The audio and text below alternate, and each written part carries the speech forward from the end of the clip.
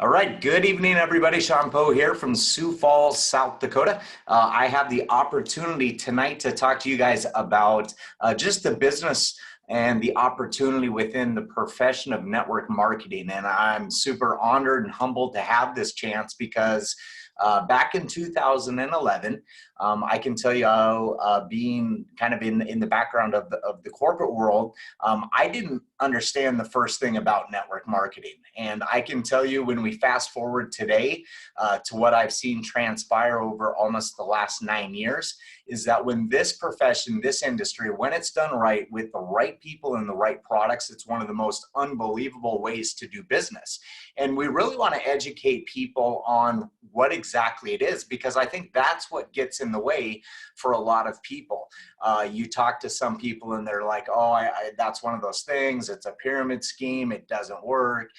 You can't make money off of that. And a lot of the times when you start to ask questions of people about what they truly mean by that, they don't have a lot of understanding of this profession or this industry.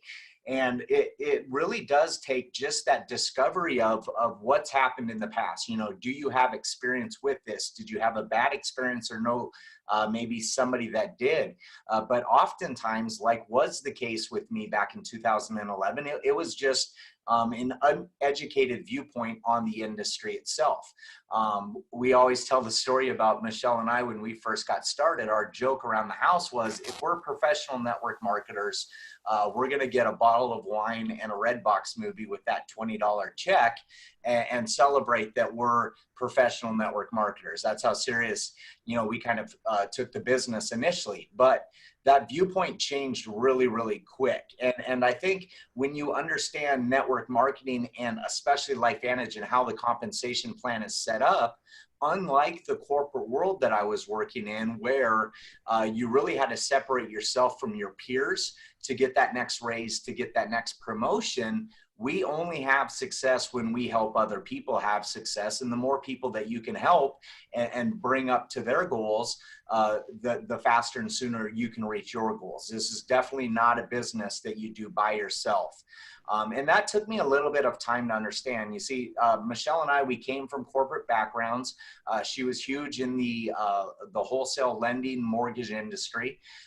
She was with one of the top subprime lending institutions before the collapses started happening around 2008.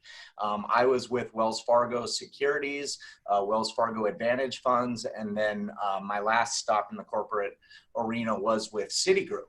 And so, that's really what we knew is that big business environment. We had online business. We loved it. But I can tell you that, when you're in business for yourself, oftentimes you're your own best employee.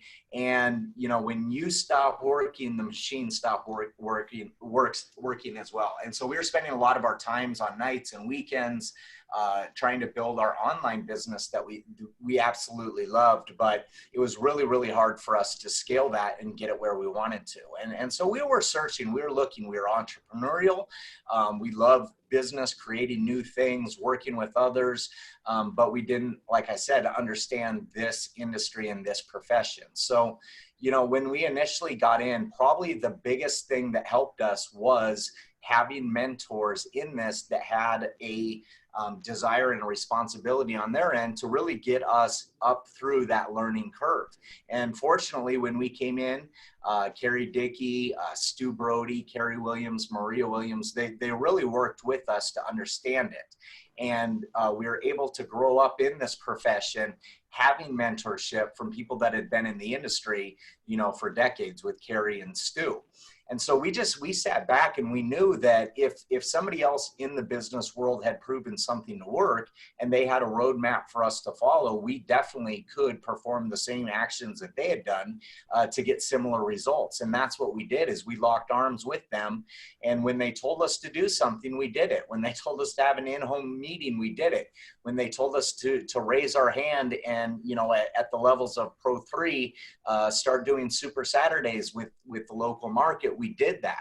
And I'll never forget that advice from Carrie and Stu early on was, anytime you're asked to do anything, raise your hand and say yes. And that's really how we've built this business and learned it from the inside. Was at any opportunity, regardless how we felt as far as our experience or our own knowledge base, was if somebody else believed we were at that point, we did it. I want to start, though, really by laying the groundwork of what this profession is. And one of the great places that I go to for having some of the metrics and just some of the numbers is the DSA. So the Direct Selling Association. You can go to DSA.org. And I'm going to share my screen real quick because some of these numbers absolutely blew my mind coming from that skeptical mindset early on. And I always say in business, it's totally good and okay to be skeptical. You just have to be open-minded to hear the information and become knowledgeable enough to make a decision whether this is right for you or not. So one of the things that I did was really tear apart on the business side with this being a publicly traded company. It wasn't on the NASDAQ, but it still was publicly traded back in 2011. And I could look at the different financials, but the industry in general, let's start there. And I'll share my screen with the DSA.org. With their information, because I think this is critical to understand. We hear over and over again that things are different in somebody else's part of the world or the country or their state. You know, people just, they're not as receptive to this or, you know, in different countries. But the reality is there's going to be people in every single market that are going to see this for what it is. They're going to be excited about what we have our hands on. There's going to be some people that need their hand held and get through kind of the stigma or the negative connotations that are attached to it. And then there's going to be some people that this just never is going to be for them. But I want you guys to understand that, you know, we Michelle and I, we live in a state that has around 600,000 people total. But when I go to the DSA and I'm in the statistics and the Insight Overview page, there's actually this map here that you can click on the different states. So let's go to my state of South Dakota. And if somebody were to tell me, you know, oh my gosh, there's no opportunity in South Dakota, I can look here and tell you that there's estimated direct retail sales in our market of $138 million, you guys, and 60,000 people almost involved in some sort of direct sales. So if you consider, you know, a state of 600,000 people, that's 10% of the population that would be involved in some capacity with direct retail sales. That's awesome. Go to a state like California. We saw Michael Epstein on here, you know, in his marketplace, a little bit bigger than South Dakota. So California, the estimated direct retail sales is $4.4 billion, you guys. And there's over 2.2 million people in the state that are involved at some level with network marketing. Go over to the East Coast, Pennsylvania, 1.2 billion, half a million people involved. Go to New Jersey, almost $1 billion in revenue, 385,000 people. New York, we hear often New Yorkers are not like the rest of the world. They're very skeptical and they don't want to hear about this. The reality is $2.3 billion are estimated to be done there with just under 1 million people. Let's go into the Midwest. So Indiana, 611 million. You guys start to see that it doesn't matter based off the population. You're going to get similar ratios of how many people within those marketplaces are interested at some level in doing network marketing or direct retail sales. And then look at the top here, just as far as the total numbers. So, and this is going back to 2018. The 2019 numbers aren't out yet, too early in the year for the full year of 2019. But in 2018, you guys, there were 6.2 million direct sailors in the United States. So that's not even all of North America, including what's happening in Canada and Mexico. Just in the US, 6.2 million. There's 1 million people that are doing it full time, which qualifies as 30 hours or more a week. And then there's over 5 million that are doing it part time. fewer than 30 hours a week, but involved in some sort of capacity to sponsor consumers and to sponsor new distributors to join their team. And I want you to put that into reality of what's happening in the rest of the marketplace, what's happening in the space, the work environment in general, if there's 6.2 million people involved in direct sales. Well, take the healthcare industry. There's approximately 1.1 million doctors in the United States, and there's approximately 7.8 million nurses. So that's 4.9 million people in the US that are either a doctor or a nurse. That's a million less, over a million less than people that are involved in direct sales. That's a crazy statistic, right? Look at teachers, right? From kindergarten to 12th grade, including public and private schools, there's around 3.2 million teachers in the US. There's 1.1 million firefighters and 900,000 police officers. So combine all of those together, all the teachers, kindergarten through 12th grade, all the firefighters, both that are paid as and the volunteers, and all of the police officers, you're looking at 5.2 million people. That's the amount of people that are doing network marketing part-time. Add on the million that are doing it full-time, it's over a million more people that are doing that. So I think it's important when you're in business is to really understand the environment that you're in and compared to what. You know, if somebody challenges me on the validity of this environment, I think that it's pretty easy for you to go back and just know a couple of those things, or be able to go to the Direct Selling Association and just show them, here's the reality of it.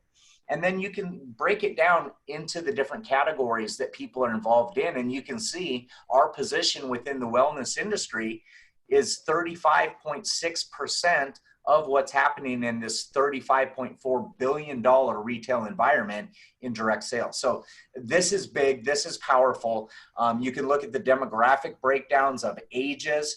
People will often say, well, you know, younger people, they just don't get it, they don't understand. Well, the reality is almost 20% of all the people that are in this industry, this profession, are between the ages of 25 and 34. That's a pretty big group. When you consider 6.2 million people, there's a lot of people in there that are younger that are wanting to do it. But that's not, you know, the only part of that. It's breaking out pretty good there. 19%, 25 to 34, 26% is 35 to 44, 24%, 45 to 54.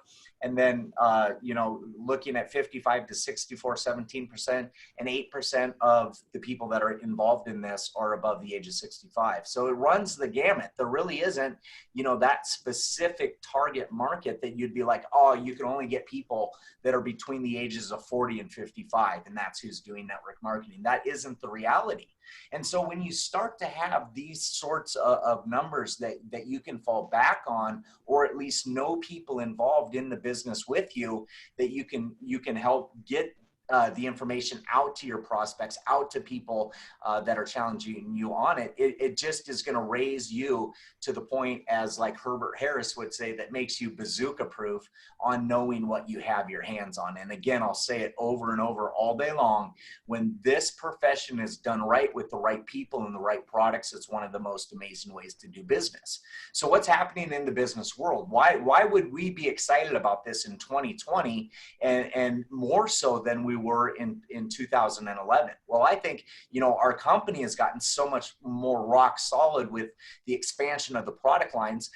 Michelle and I, we used to build this $40 at a time. It was NRF2 was 99% of our sales back then, and we were able to still hit Pro 7 in 12 months. And I'm not saying that to brag about anything that we did, but I'm highlighting the point that now somebody could come in like us with no network marketing background, no knowledge of nutraceutical and supplement industry, and come in and just use the roadmap that's in place. And we have a way bigger average price point of people coming in and ordering products.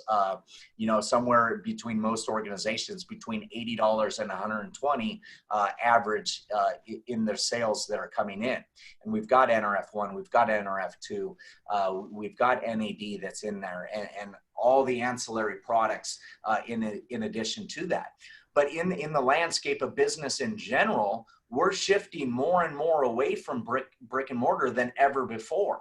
I like to highlight especially what happened this past year with Toys R Us going bankrupt. You know, I was born in '77. I grew up as what we referred to as a Toys R Us kid, right? You wanted that magazine to circle everything at Christmas that you wanted. There wasn't any financial advisor that I knew when I had my security licenses that would have told you back in the early 2000s that Toys R Us would go out of business, that they'd be bankrupt in 20 years. And the reality is, when you looked at what happened this past like holiday season, for example, were more or less toys sold in 2019 Christmas season. It was the highest selling ever point of toys in the world. And Toys R Us went bankrupt the year before. How did that happen? It's the shift of the landscape of what happened in the business environment, where people now are gravitating towards online sales, right? What put them out of business? Pretty much Amazon. People want products directly shipped from a distribution center to their house. The toys aren't different. It's the same toys. It's how consumers are acquiring them. And that's what I love about where we're positioned, because that's exactly what we do. And that's what we need to help people understand is it's just that how the supply of a product or service is getting to the end consumer, right? That's what makes us special in what we do. And our specialty is within the nutraceutical realm of upregulating and downregulating genes, activating the body, getting it back in balance to do what it was designed to do. That's our specialty. And so when I look at these different shifts that are happening, I get excited. Because if you think about your life, for example, I was thinking today about all the subscription services that we have now. It's crazy. Right? Our phone services subscription, our TV services subscription. We actually have a subscription for our car wash, that we have a monthly amount that we're paying for our car wash. And more things are gravitating towards that. Things like Bulletproof, our coffee. We get our coffee on a monthly basis on subscription. Some of the water that we drink, things like that. And so we're positioned in a marketplace that is more gravitating towards people being comfortable and familiar with that's how we're acquiring goods and services in 2020. Now, if you also looked at the other shift that I like to talk about in the world that's happening is in the environment that we live in, we're shifting in the health industry more towards proactive health as opposed to reactive health, where we're going to the doctor once we have issues and having to deal with them after the problem already exists. I think more and more people are gravitating towards the aspect of being proactive with health, keeping their body healthy when it's healthy, and then hoping and having potential solutions that are in place that they don't have to deal with some of the things that they would have without having that proactive measure. So we're in the position of two huge paradigm shifts that are happening both in the business world on how people are acquiring products, and our specialty of, you know, activating the body and doing it in a natural way, as opposed to big pharma and having drugs and stuff like that. Now, I'm not saying there isn't a great place for that in taking care of people, but I think that, you know, we've never seen the marketplace as big prior to our specialty and our niches. So that's where I get excited on the business, you guys, and it is not slowing down. This past year, you know, we've had the biggest financial quarter that we've ever had. We had the biggest financial year that we've ever had. The stock price has been soaring. Things like that are super important to know and understand, because we're not just that, you know, $40 million company that it was when I first started. We're at $250 million, and now it's that next point in time to jump from $250 million to $500 million. Knowing that we're publicly traded is amazing information. I was having this conversation with somebody a week ago. They were actually telling me that they didn't like the fact that it was publicly traded, and I asked them why. And again, asking questions to people's responses is going to give you a lot of insight of where they're coming from. Well, what they didn't like was they felt that we were held to a higher standard than our competitors because they were private. And to me, it was the exact opposite, because I've seen a lot of companies that not only just in this industry, but in the business world in general that are private, that overnight you thought that they were in good financial position and they evaporate because the financial numbers behind the curtain were horrible. And we see it in this profession. We've seen it this past year in the profession of companies having to shut down and close, that you thought everything was great. And so we had the conversation about, I can go on to places like finance.yahoo.com, and I can actually look and see what's going on with the health of the company financially. If they have issues that are coming up, there's a lot of issues that have to be reported to the street when they arise, and different changes that are happening, maybe even in the corporate structure. You can go back and look and see, you know, how are these guys being paid? What sort of incentives do they have to make the company grow? What kind of barriers are we facing? And when we have those quarterly reports to the street, I absolutely tune into every single one of them, because I want to know what our company is currently doing and what they're suggesting we're positioned to do in the coming quarters and the coming years. And that's where I get excited about it being public. Being on the NASDAQ, ringing the closing bell the other day, that was a huge deal. There's not many companies within our space that can say, hey, we were invited out to be part of the Health and Wellness Week with the NASDAQ, and our corporate staff was ringing the closing bell on the NASDAQ floor. And just having those conversations, or at least, again, having the resources or tools available for somebody that is that business expert to relay that information. This could even be a tool that you're using for some people. Maybe they're newer distributors or people that have seen a lot of information and just have some questions on it, is to just share with them from the vantage point of somebody that came out of the corporate structure, the corporate environment, on what I got excited about, why we're more excited than ever before. And it all comes back to, you know, are you passionate about this? Are you excited about it? Is it something that you can do? And the reality is it does not matter what your prior experience is, your background, your education level. This is one of the most complete, fair playing fields I've ever seen in business.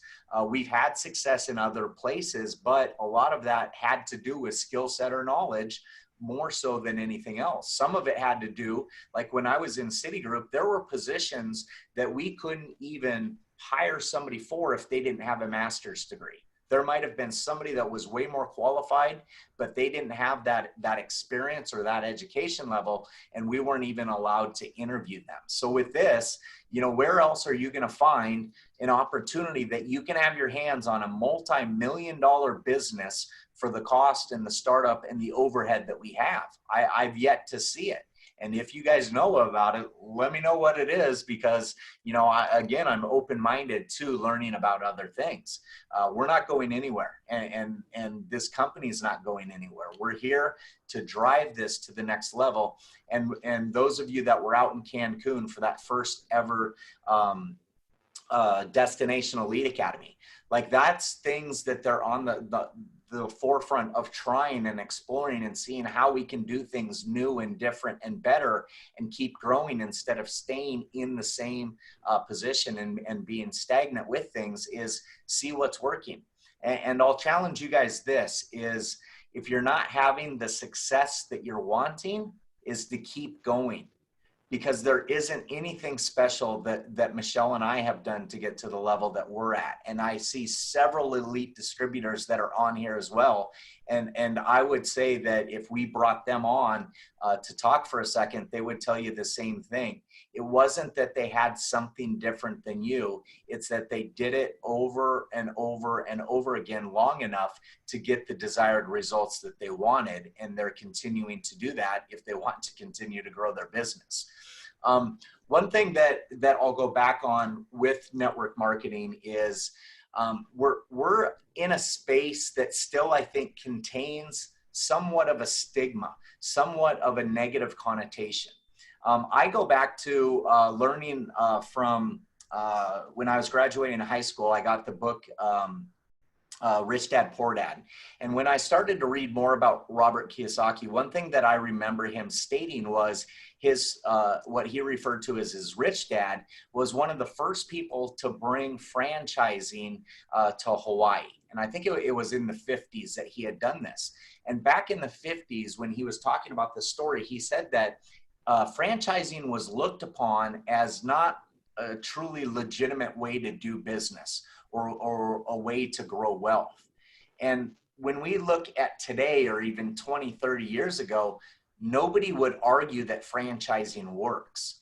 And again, have there been, bad franchises? Of course. Have there been people that have been burnt by franchises? Of course. But the reality is, just like network marketing in this industry, this profession, when franchising is done right, it's an amazing way to do business. Now, if you look at some place like Starbucks, you're looking at probably $1 million just to acquire the right to open up a new Starbucks, right? We're at a point in time that ship has sailed. There's new franchises that might be available that are a lot less, but you're not looking at the cost of this industry, this profession, to get your hands on something that potentially would be a multi-million-dollar business in the franchising world. And I think that's exactly where we're headed with network marketing and this industry. Is we're at the precipice of it having that shift where the average person looks at it and is like, oh, absolutely, that's a no-brainer. This is one of the most legitimate ways to do business, and that's how the landscape of the world's changing. And that's what we're huge advocates of right now, is educating the world on what this is, and again, why we're excited about it. Because if you get yourself in the right position with the right opportunities in the business world, you separate yourself from a lot of other people. We were talking about on stage in Cancun that, in the business world, a lot of people talk about location, location, location. Well, anymore, escaping that brick and mortar environment, that isn't necessarily true. It's more so about timing and speed to market and what you can deliver to a consumer that separates you out from the noise of everything else that they're hearing. And LifeVantage, there still is not another company that even comes close to competing with our flagship product of NRF2, right? Reducing oxidative stress an average of 40% in 30 days. There isn't anything nutraceutically or pharmaceutically that even does that in 2020. So our original flagship product is separate and unique in this space, in the space of business in general. And so those are the sorts of things that I would look at. If you have somebody that's on the fence, is really getting down to what their objections are and overcoming those. But a lot of the time, it's more so the fear of, will this work for me and can I do it? And that's what I love about what we have our hands on, is there truly is a roadmap in place, and we have more tools and more availability for anybody to jump in and have success than ever before. What's out there on Facebook, what's out there on YouTube, what the company's offering on their site and through the app. At the click of a button, people have unlimited access to tons and tons of information to build their business. So I could talk for honestly hours about this. I'm so excited about this profession, and I'm a huge advocate for it. We support a lot of different companies. But what I want you to ask yourself is, where do you want to go in 2020? What's your vision for 2020? Because we're already, a month and a half into the year. Pretty soon it's going to be 2 months in, a sixth of the year already done. And if you don't have your goals and your ambitions and what you want scraped out now, all of a sudden it's going to be summer. And then all of a sudden it's going to be fall and then winter again. And we're going to be looking at the end of the year. So what I would ask you to do is, how serious do you want this to be for you? Do you want to remain and be part of that, 4.2 billion, 5.2 million people that are doing this part-time? Is that your goal? Is it, an extra $1,000, $2,000, $3,000 a month? Or are you looking to become part of that million people in the United States that are doing this full-time and earning full-time money? Because the potential is out there for you, regardless what rank you're at right now, whether you've been in this for 10 years or you've been in this business for one day. 2020 can absolutely transform every aspect of your life. And Michelle and I are living proof of that. In a short period of time, when we started treating this business serious, Michelle was able to get me out of the corporate environment. And we've been doing this full time together since January of 2012. And we always joke around that we're free range humans now, with the ability that this opportunity's provided us. And I know that isn't for everybody, but just ask yourself, what is it that I'm looking for? What is it that I don't have enough belief or faith in that's holding me back from getting where I want to get? Maybe it's the products, the science. I would challenge anybody on that. We just heard the other day that there's 31 studies out there now, peer-reviewed studies on our flagship product alone. I mean, the science is rock solid, but you know, maybe it is on the business side. Ask yourself the questions though. What is it specifically within the business that's challenging me or holding me back?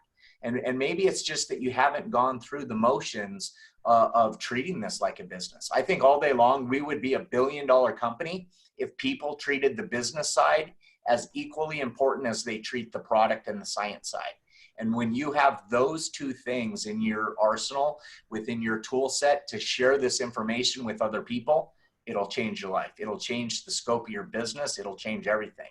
And I know all day long, there isn't anything that somebody could have told me today that I would have been like, oh, you're right. Doesn't work. It's a pyramid scheme. You know, it isn't an opportunity for people to get in today that existed 5 years ago or 10 years ago and it's gone. Or on the product side that the products don't work or they're not good. There isn't anything. I'm completely bulletproof on all aspects of this. And I challenge you, if you're not at that point, to figure out what it is that's holding you back and get up to the point that you're bazooka proof as well. So that half hour went really, really quick. I hope that this had value for you guys. Again, that first bit of information I was giving to you was from the Direct Selling Association.